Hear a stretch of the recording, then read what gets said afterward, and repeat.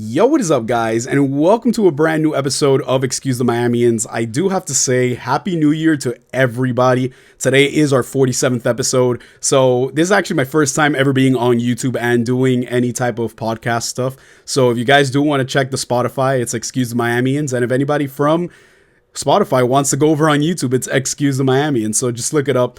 But anyway, welcome everybody.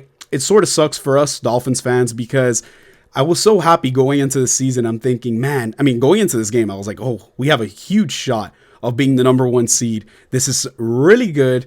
And I feel like everything just happened negatively for the Dolphins. I mean, we just went downhill. We got obliterated by the Baltimore Ravens. And we knew that it was going to be a tough game regardless because they just beat the 49ers. But then Miami just got hammered. I mean, I don't know how else to put it. Miami ends up losing 56-19. And it's not only the loss that stings, it's just the amount of people who ended up getting injured on that game. So I'm just going to go over some stats real quick. Tua ended up going 22 for 38 with 237 yards, 2 touchdowns, and 2 interceptions. Lamar Jackson, man, I mean, I know so many teams they didn't think he was going to be this good. I mean, obviously he's MVP, but nobody wanted to take that risk on him because he is one of those mobile running quarterbacks. And he's easily the MVP this season. I mean, I don't think that there's anybody in the league who can put up the numbers that he's putting up. I mean, I get it. He doesn't have the most throwing numbers, but I think that he has a good pocket presence. He always knows where he's going to go with the ball. And he goes 18 for 21. He didn't even do a crazy amount of throws. He had 321 yards. He was completely destroying the Dolphins secondary. So Miami's rushing. Devon Achane, 14 carries, 107 yards. I know Mostert didn't play, so off the bat, you knew that Achane was going to be getting a lot of the carries. The Baltimore Ravens were running all over the Dolphins, right? Gus Edwards, 16 carries, 68 yards. Justice Hill, 3 carries, 48 yards. Lamar Jackson, 6 carries, 35 yards. So obviously, we just couldn't stop the run at all. I thought our front four was just going to do so much better.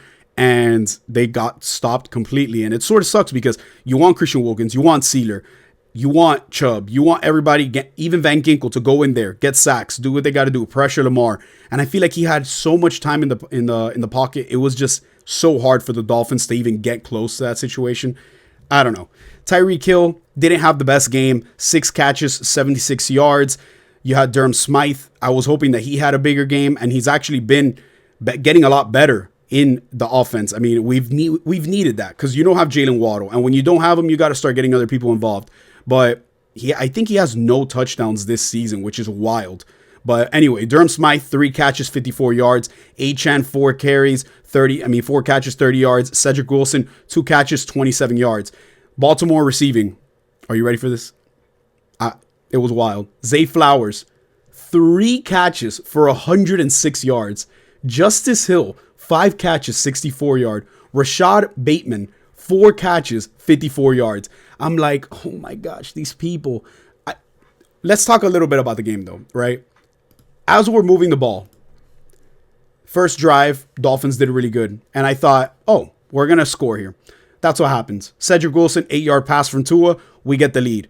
Right after that happens, I think it was just the Dolphins go on defense and X got injured. That really sucks. Because then you already know that whoever's going to replace Xavier Howard is not going to be anybody out of this world. I mean, we already have Jalen Ramsey on the other corner. But man, when they put, I don't even want to say his name. Whenever they put him, we got completely obliterated on that side. Nobody ever went for the left side of the field. And everybody was always just throwing on the right. And I just thought this is going to be a tough game. And that's how it was. Everybody was always throwing on that side of the field. They would always do a little side out, throw it there. Don't go Jalen Ramsey's way. And they just had their way with it. Justice Hill gets a 20-yard pass from Lamar Jackson. Game is tied 7-7. The Dolphins go. They march down the field. A perfect ball by Tua to Tyreek, and he bobbles it in the end zone. I have to say, as much as I love Tyreek, he's had drops against the Eagles, the Chiefs, and now the Ravens. And I'm not going to say that completely changed the game.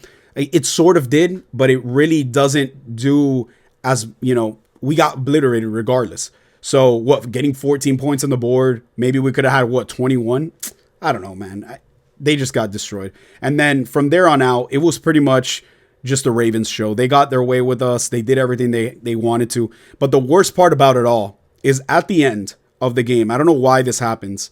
I mean, it's been happening to Dolphins fans, right? We know it's a great season. We're going to go into the playoffs. We want to be as healthy as we can. Then all of a sudden, Chubb gets injured. And it sucks. You hear him screaming. And I thought to myself, man, it's going to be really, really bad if this is a severe injury. Believe it or not, he has a torn ACL. And I was like, as soon as I got the notification, I think I just told my girlfriend, I'm like, oh, it's over. This is over. I don't know. Maybe I'm getting a little too wild thinking that the season's already over, but not the season. But I don't get me wrong. We still have Steeler. We still have Van Ginkel. We still have Christian Wilkins. But he's such a big part of our defense. And now we're going to probably be playing the Bills game without Xavier Howard. So you're just wondering what's going to happen. I don't want Eli Apple taking a lot of those, plays. Maybe give it to somebody else. Nick Needham. Nick Needham didn't play bad last season. He played good. Then he got injured. He tore his Achilles. Now he's back. I would give him more snaps. It's just, I don't know what the Dolphins are going to do in, for defense now. After all that happened, the NFL comes out and says that the Dolphins are going to be playing the Bills in primetime. And I think I've said it ever since the beginning of whenever I started my first podcast episode on Spotify. I said the Dolphins are going to have to eventually beat the Bills to be, I guess you can say, number one or the daddy of the division. And you got to beat them, right? You're going to go now in Miami on primetime television, which is the worst because the Dolphins always do bad on primetime. I'm like, oh my gosh, I can't. This is going to be bad. But can the Dolphins defense actually stop Josh Allen without Chubb, without Xavier Howard? Because every time that Josh Allen plays us, he completely dominates the team of the Dolphins. It just happens.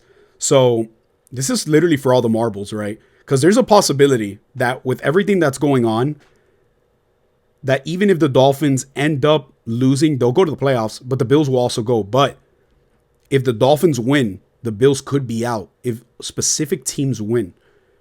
So I think that everybody in, the AFC will be happy if the Bills are not there. But man, I just don't know. The Bills have had a really bad season, and I still know that they're a great team. I will always give them that.